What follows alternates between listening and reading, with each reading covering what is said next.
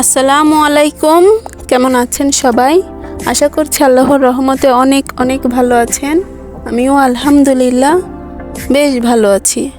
কাছে এবং দূরে, দেশ এবং দেশের বাহিরে যে যেখান থেকে আমার আজকের এই ভিডিওটি দেখছেন তাদের সবাইকে স্বাগতম।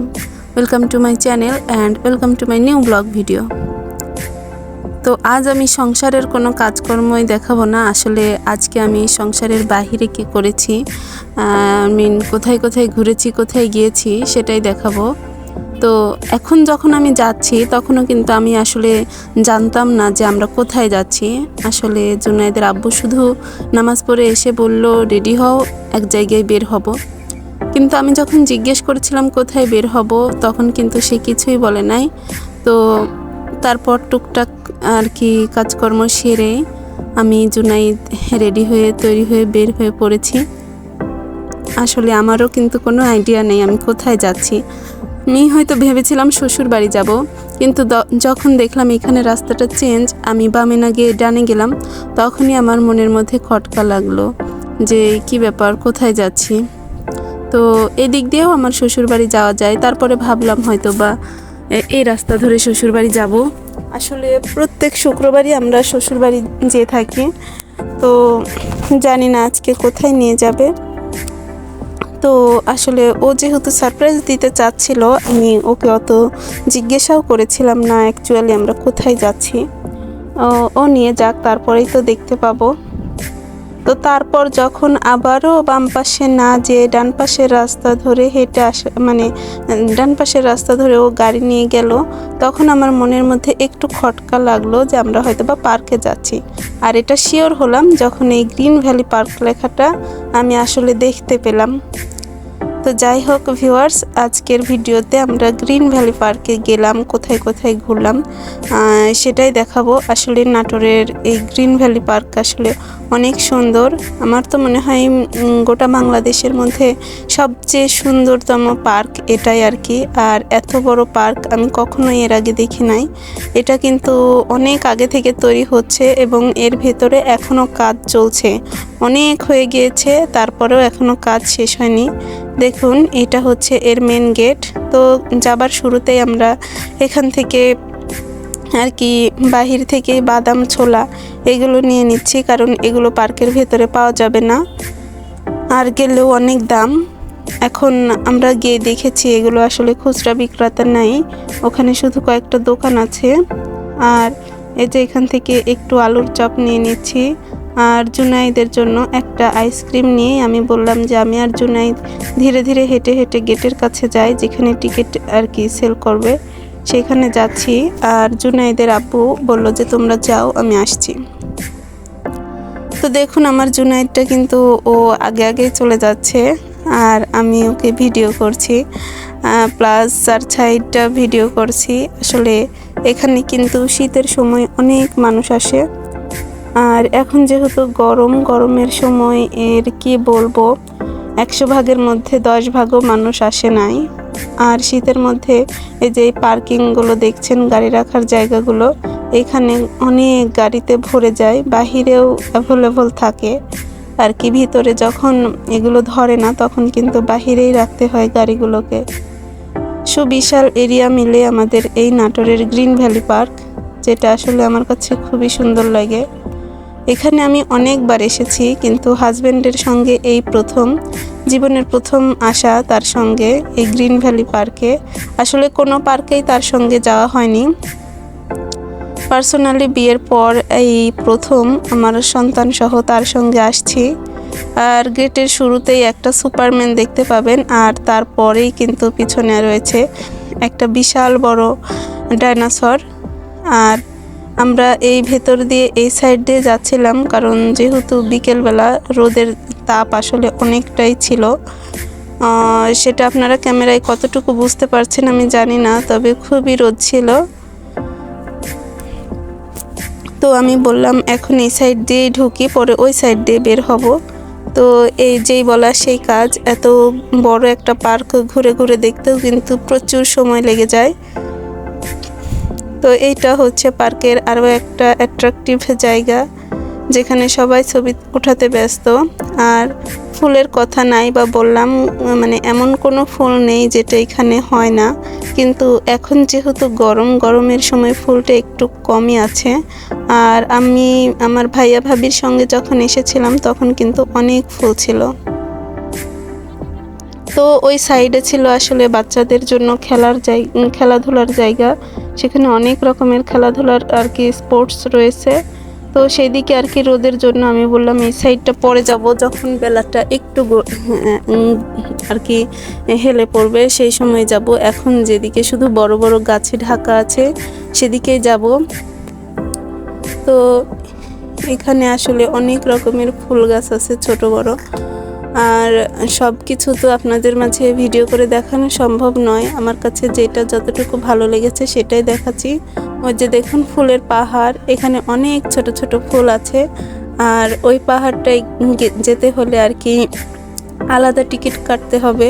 তো আমরা কিন্তু এতটা সময় পেয়েছিলাম না, শুধু এখানে আমরা 2টা জায়গায় ঘুরেছিলাম। এইটা আর কি মানে একদম মেন গেট হয়ে একটা টিকিট কেটে ঢুকেছিলাম। আর ভেতরে আমরা ড্রিম ফরেস্ট নামে আরেকটা গেট দিয়ে ঢুকতে হবে, ওইটাই আর কি দেখেছিলাম। তো দেখতে থাকুন ভিডিওটি, আশা করছি ভালো লাগবে। আর এই পর্যন্ত যারা দেখেছেন তাদের যদি ভিডিওটির কোনো অংশে ভালো লেগে থাকে প্লিজ একটা লাইক দিয়ে দেখা শুরু করবেন। আর আমার চ্যানেলে যারা নতুন তারা প্লিজ আমার চ্যানেলটিকে সাবস্ক্রাইব করে রাখবেন। যারা অলরেডি কাজটি করে রেখেছেন তাদেরকে অসংখ্য অসংখ্য ধন্যবাদ। তো দেখুন এইখানে একটা আর কি গডজিলার মুখ করে রাখা হয়েছে। আসলে এই মুখের ভেতর দিয়ে কিন্তু ওই দিক থেকে বের হতে হবে আর কি।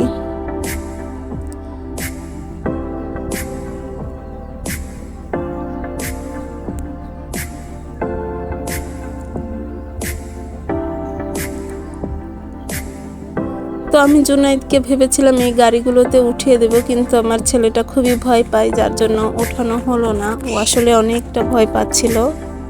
আর এই যে দেখছেন ভূতের মতো যে মুখটা হা করে আছে, এর মধ্যে কিন্তু আসলে 3D আর কি মুভি দেখানো হয়।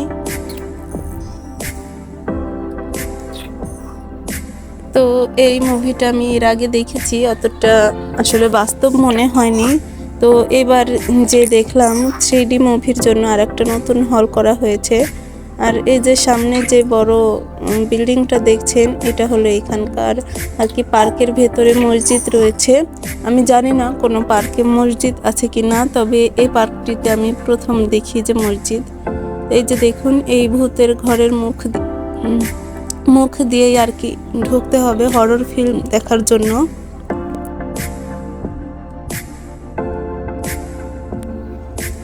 আর এই যে মসজিদটা আসলে অনেক বড় আর অনেক সুন্দর। আর এইখানে করা হয়েছে গ্লাস দিয়ে ঝর্ণা। আসলে এখানে এই ছোট্ট ক্যামেরায় মেয়ে মানুষ দিয়ে ভিডিও করলে আপনাদেরকে কিছুই দেখানো হবে না। আমি খুবই অল্প অল্প জিনিস ভিডিও করে দেখানোর চেষ্টা করছি। তো দেখুন এই পাহাড়ের থেকে ঝর্ণা নেমে আসাটা কিন্তু সবাই খুব ভালোভাবে উপভোগ করে। আর এটা আমারও ভালো লাগে। যখন এটা প্রথম তৈরি হচ্ছিল তখন কিন্তু আমরা একদম চূড়ায় উঠেছিলাম, উঠে সেখানে দেখছিলাম আর কি ভালো মানের গ্লাস লাগানো। তো গ্লাসগুলোর উপর দিয়ে আমরা হেঁটে হেঁটে তখন আর কি ঘুরে বেরিয়েছি, কিন্তু এখন শুনে ওইখানে আর যেতে দেওয়া হয় না। তো এই পার্কটিতে আর কি 2টা বড় বড় পুকুর আছে, একটা বিশাল বড়, সেখানে 2 রকমের নৌকা চলে। আর আরেকটা হচ্ছে একটু ছোট, সেখানে শুধু স্পিড বোট চলে। তো এইটাই হচ্ছে বড়টা আর কি। এই পার্কটা আসলেই খুবই বড়। এটা যদি একটু ড্রোন দিয়ে ভিডিও শ্যুট করে দেখানো যেত, আই থিঙ্ক আপনাদেরকে বোঝানো যেত। তো আমি খুবই ক্লান্ত ছিলাম, পুকুরের ওই পাশ থেকে এই পাশে উঠে এসে তারপরে আবার একটু ক্যামেরাটা অন করেছি। আর সূর্যের তাপমাত্রায় প্লাস ভিডিও অন থাকছে, এজন্য কিন্তু আমার ক্যামেরাটাও অনেক গরম হয়ে গিয়েছিল।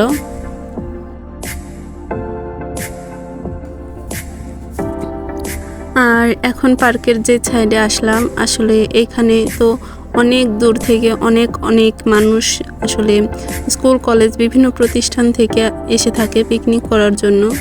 তো তারা যেন আরাম আয়েশ করে বসতে পারে। তো এরই মাঝে আমি একটা বিদেশিকে দেখে তাকেও একটু ভিডিওতে উঠাই নিয়েছি আর কি।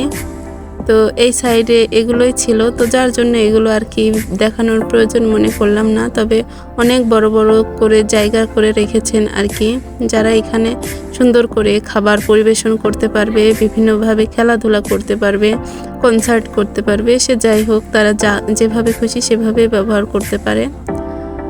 আর এর মাঝখানে মাঝখানে যেখানে সেখানে অসম্ভব সুন্দর সুন্দর মূর্তি রেখেছে। তো এগুলো ভালোই লাগে আর কি, দেখলে আসলে মনটা ভরে যায়। যখন মন খারাপ থাকবে আপনারা কোনো আশেপাশের পার্কে চলে যাবেন, সেখানে ঘুরে ঘুরে দেখবেন, অনেক রকমের মানুষ দেখতে পাবেন। তো আশা করছি তখন আপনার মনটা একটু হলেও ভালো হয়ে যাবে।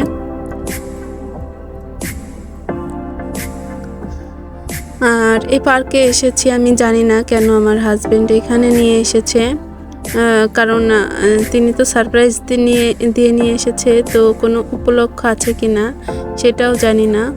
আর এখানে বিভিন্ন জায়গায় আর কি ট্যাপ সেট করা আছে, যেখানে সরাসরি আর কি মোটর থেকে পানি আসবে।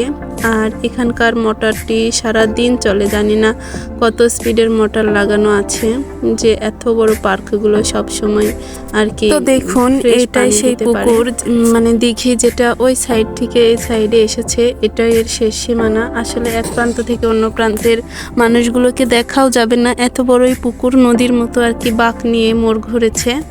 আর এখানে দেখতেই পাচ্ছেন এই যে হাঁসের মতো নৌকা, চিকন চিকন নৌকা, আরও একটা নৌকা। আসলে আমি এতগুলো নৌকার নাম তো জানি না, তো যার জন্য আপনাদেরও বলতে পারলাম না।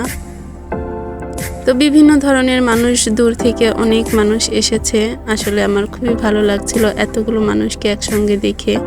আর শীতের মধ্যে যদি আসা হতো আসলে কিন্তু এখানে ভিড় জমে যেত, এমন অবস্থা, এমন ফাঁকা অবস্থা থাকতোই না।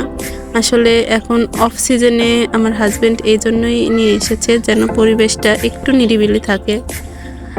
তো এর মাঝে মাঝে এখানে ওখানে আর কি দেখুন খুবই সুন্দর সুন্দর আর কি স্পট তৈরি করেছে বসানোর জন্য, যেটা দেখলেই মন ভরে যায়। আর এখানে আসতে হলে অবশ্যই যারা দূর থেকে আসবেন রাতে বের হবেন, যেন সকালে পৌঁছান, কারণ এই জিনিসটা আর কি অল্প সময়ে দেখার না। আমরা তো বাড়ির পাশে যখন তখন যে দেখে আসতে পারি, আপনারা যদি দূর থেকে আসেন তাহলে কিন্তু অবশ্যই সময় হাতে করে নিয়ে আসতে হবে।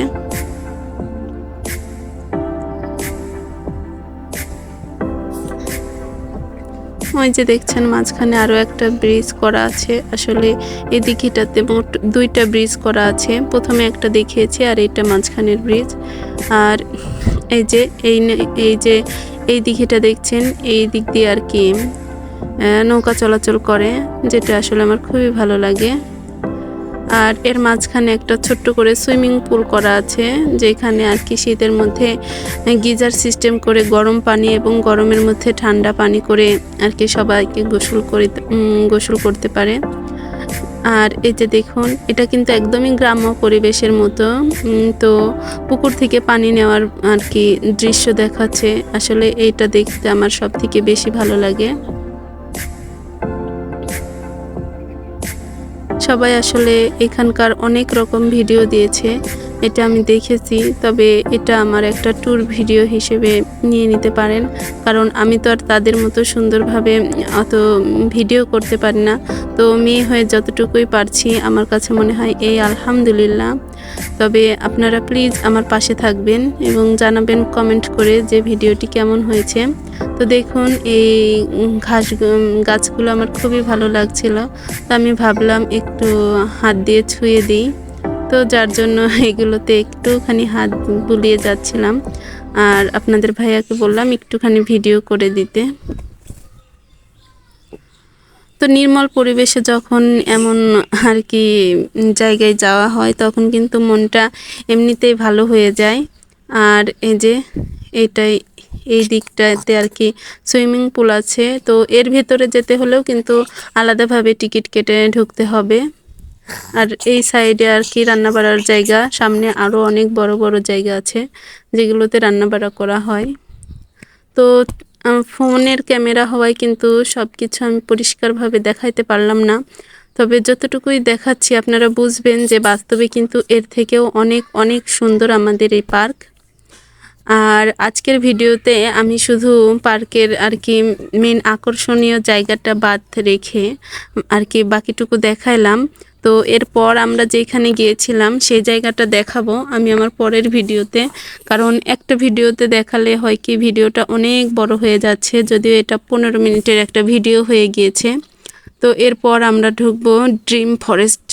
আসলে এই পার্কের ভেতরে আরও একটা জায়গা, যেখানে ঢুকলে ওই ড্রিম ফরেস্টে অনেক রকমের আকর্ষণীয় জিনিস দেখতে পাওয়া যাবে, যেটা আমি এর আগে এসে কখনোই দেখি নাই। তো আমার সাহেব আমাকে সেখানেই নিয়ে যাচ্ছিল।